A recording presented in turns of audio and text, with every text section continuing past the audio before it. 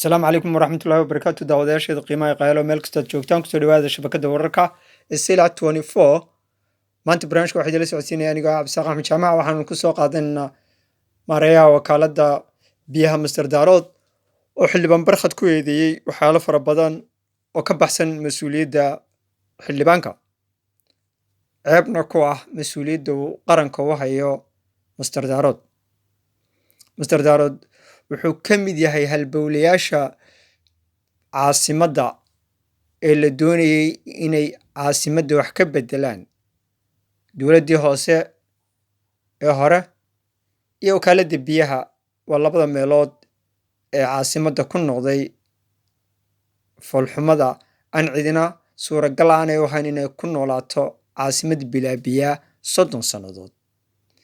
wakaaladda biyaha Hargeysa iyo biyaha Hargeysa waxa lagu bixiyay in ka badan 60 milyan oo dollar mashruucaasina wuxuu socdaa muddo 10 sannadood haddaba su'aashu waxay tahay mas'uulkan wakaaladda biyaha jooga ee lagu ilaaliyo xilka sida reernimada ahna loogu ilaaliyo ma waxay ahayd maanta inuu hadlo mise waxay ahayd intuu xilka iska dhigo inuu is casilo Hargeysa 70% waxay ku cabtaa biyaheeda booyado waana mas'uuliyadiisii inuu biyo Hargeysa keeno mashaariicdii Yurubiyaanka mashaariicdii Mareykanka mashaariicdii Somaliland ay bixinaysay intaba wakaaladda biyaha la geliyay welina Hargeysa way biyo laadahay biyaha nadaafadoodii lama hayo xataa biyo nadiif ah lama hayo 20% ayaa ka caba qasabadaha Hargeysa 80% caasimadda halka milyan iyo badh ku ay ku nool yihiin waa bilaa biyo su'aashu waxay tahay mas'uulka sidan xilkiisii u gudan waayay waa uu muddo badan mas'uuliyadda noocana u sii hayaa haddii aanay ahayn aniga ayaa kugu ilaalinaya 30 kiiloomitir oo kaliya ayaa biyaha Hargeysa looga soo jeedaya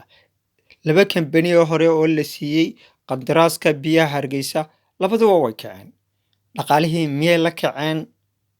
ma laga daba tegay dhaqaale inta lagba halkaa ku lumay lacagtan dalka lagu caawiyay ma aha lacag lagu caawiyay wakaaladda biyaha oo waa lacag lagu caawiyay qaranka Somaliland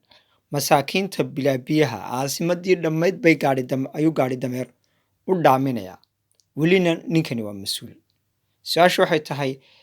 madaxweynaha waxa laga doonayay waxyaalahan oo kale inuu diido intaan dadku diidin laakiin wuu ogolaaday inuu xilka ku hayo si reernimo aan ugu hayo haddaba madaxweyne